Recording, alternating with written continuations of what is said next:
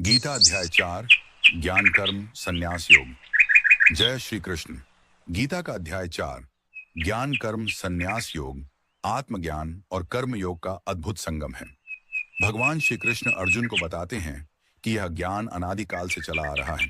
वे कहते हैं, इमं विवस्वते योगम प्रोक्तवान हम व्ययम विवस्वान वे प्राह मनुरिक्ष्वा कवे ब्रवीत नली 4.1।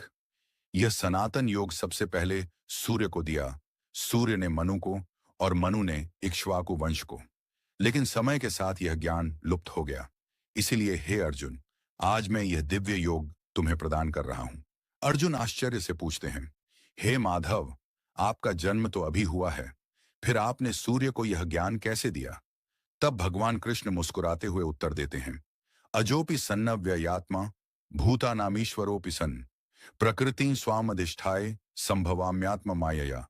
क्रीडन 4:6। मैं अजन्मा होते हुए भी अपनी योग माया से प्रकट होता हूं।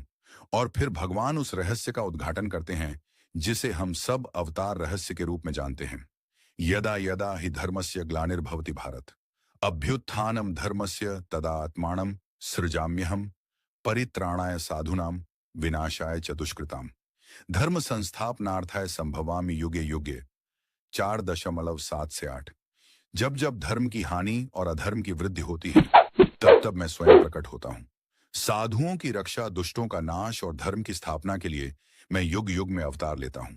इसके बाद भगवान आत्मज्ञान की महिमा बताते हैं। वे कहते हैं, श्रेयांद्रव्यमयाद्यज्ञान्यज्ञ परंतप सर्वम कर्माखिलम पार्थ ज्ञाने परिसमाप्यते। किर 4.33। हे अर्जुन, द्रव्य से किया गया यज्ञ सीमित है, लेकिन आत्मज्ञान का यज्ञ सबसे श्रेष्ठ है। सभी कर्म अंततः ज्ञान में ही लीन हो जाते हैं। फिर श्री कृष्ण अर्जुन को गुरु की शरण में जाने का महत्व समझाते हैं। तदविद्धि प्रणिपातेन परिप्रश्नेन सेवया उपदेक्ष्यन्ति ते ज्ञानम ज्ञानिनस्तत्वदर्शिनः। 4.34। ज्ञान को श्रद्धा, विनम्रता और सेवा से गुरु के पास जाकर प्राप्त करो। तत्वदर्शी महापुरुष ही तुम्हें सत्य का ज्ञान देंगे। भगवान आगे कहते हैं, अपि चेत्सि पापेभ्यः सर्वेभ्यः पापकृत्तमः सर्वं ज्ञान प्लवेनैव वृजिणम संतृष्यसि। दुष्यर्णकुं 4.36। यदि तुम सबसे बड़े पापी भी हो, तो भी ज्ञान रूपी नाव से तुम संसार सागर को पार कर सकते हो। निष्कर्ष, गीता भगवान श्री कृष्ण अर्जुन को कर्म योग और आत्मज्ञान का अमृत उपदेश देते हैं, जो आज भी हम सबके लिए जीवन का मार्गदर्शन है। जय श्री कृष्ण।